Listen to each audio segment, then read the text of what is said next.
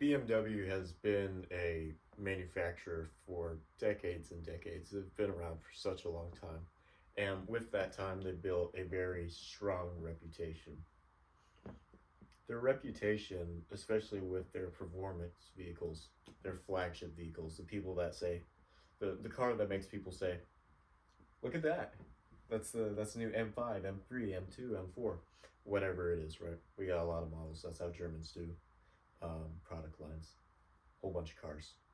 Um, and then Americans are more like, well, we have a sports car, we got a crossover, we got this, we got that. But M cars, I can't remember the German word that M is stands for, but when translated into English, it means motor or engine, right? So the M branding, the performance branding of BMW is all about the powertrain, about the engine. What is under the hood? What is powering that car, making it perform the way it does?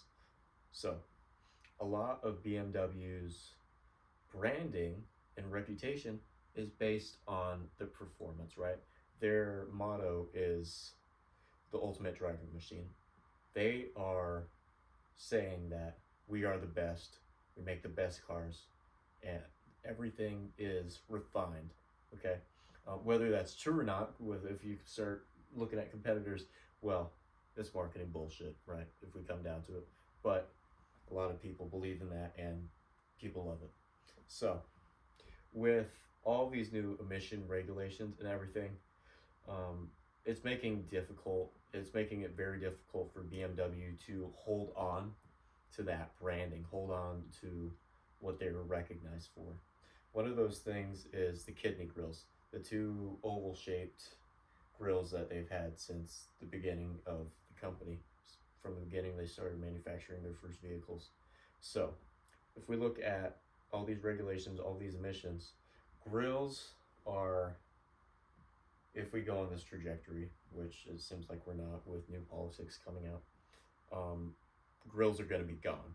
Okay, at least uh, grills that have utility in them. So, large part of BMW's identity is the kidney grills. So, what do you do when we are forced to move the market from not naturally aspirated, from gas vehicles to electric vehicles? What do you do when your identity is connected to part of something that is being thrown away, that you're being forced to throw away? Essentially, what you do is you create it artificially. You find a loophole. So if you look at BMW's electric vehicles, they still have grills, but they're fake. There's no vents. They are gloss black. And if you look at the new models since about 2021, the grills are insanely large now, right?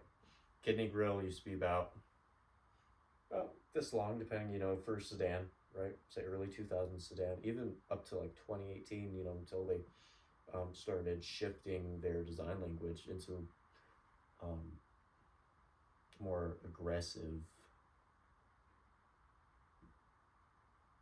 theme. Before we did that, it was more about balance.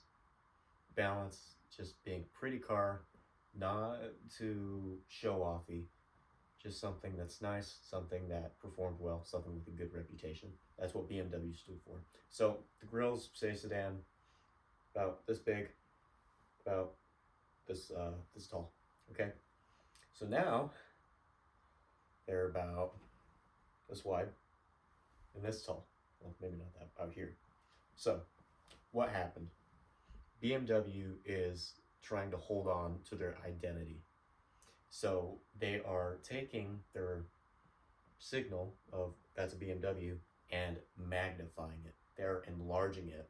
So when you see a BMW now on the road, you see this giant ass grill. Okay. Now everyone recognized the grill before, but now that these are going away and many manufacturers are getting rid of their grills, it's becoming more of a symbol, right? BMW is the kidney grill, and the kidney grill is BMW, right? They are completely linked. So, with the new electrification, not only are they faking what made them BMW, but they're also magnifying it. They're enlarging it.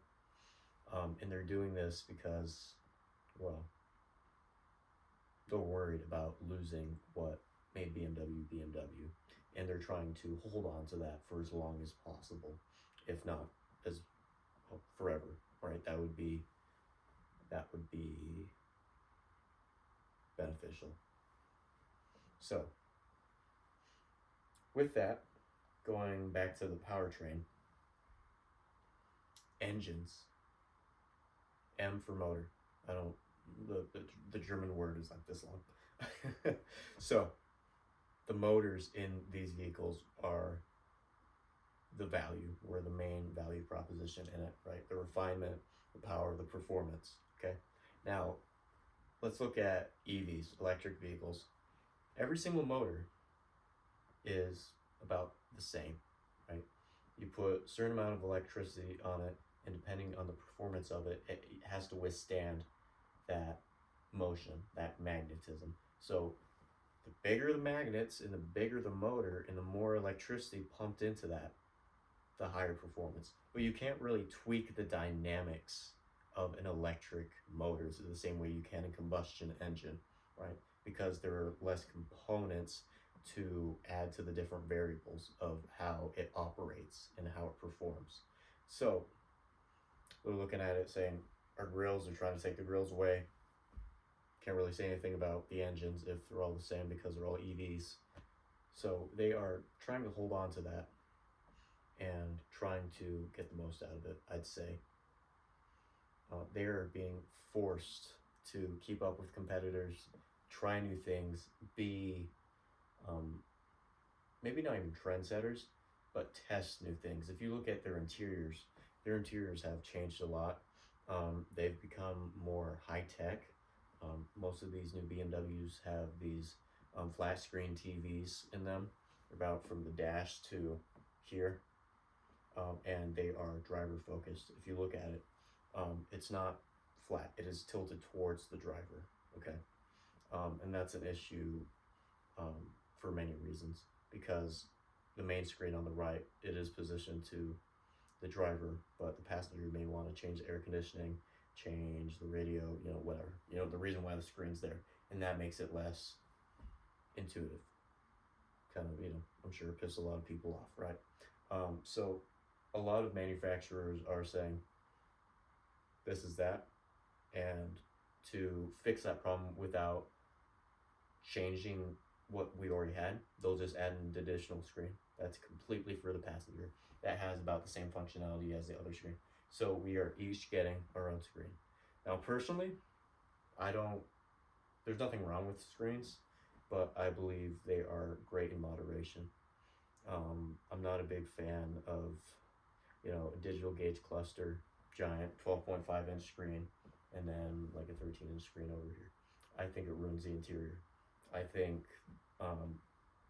analog gauges and all the designs they're able to put into controls was much prettier and also a lot easier to use, a lot more user-friendly. But they're doing this because it's cheaper and because they can adjust it after given feedback, right? You can't have a software update on a physical button. You can change the placement of a button with on the screen though.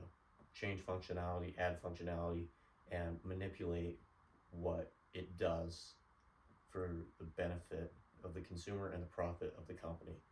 So that's why they're moving towards that. But BMW is really struggling to hold on to what they had as their identity shifts, or as they try to hold on to it, right? So yeah, I think it's very interesting what they're doing. There's some things I like about the new direction. There's some things I appreciate about the older direction. Whether either one is better or worse, that's completely opinion, unless put within frame. We were talking about utility. It's probably less intuitive. If we're talking about design, some people say it's prettier, some people say it's more ugly. Back to opinion, so it's all preference. But I like what they're doing. I like what they've done in the past. And I like to appreciate things for what we have. Glass half full, not glass half empty. So yeah, it's really interesting. If you have any comments on what you think of it, by all means, comments are open. They're turned on. Start a conversation with someone. If I see your comment, I may add on to it or, um, you know, interact with it. I'm really curious to see what other people think of this. But yeah, I think that's going to be the video today. Um, I'm still working on my speech skills, but I noticed my flow's getting better. I feel like I wasn't grabbing for what am I going to say next, as much as I have in the past. Things are starting to flow more and more as I do this more consistently and more frequently. So yeah, things are getting much, much better, more autonomous. I don't have to think about every single word, right? I'm just speaking, I have the flow, I'm doing things as I go. I'm not thinking, okay, I'm going to talk about this. It's just coming out of my mouth, right? It's all subconscious. It is getting engraved in my brain. And now I'm rambling from inside my brain unconsciously. So we're going to end it there. Thank you for watching. Interact in the comments if you'd like. If you enjoyed the video, please like, subscribe. It's all up to you. If I provide value, it's up to you to decide how you interact with it. But thank you for watching, and have an amazing day.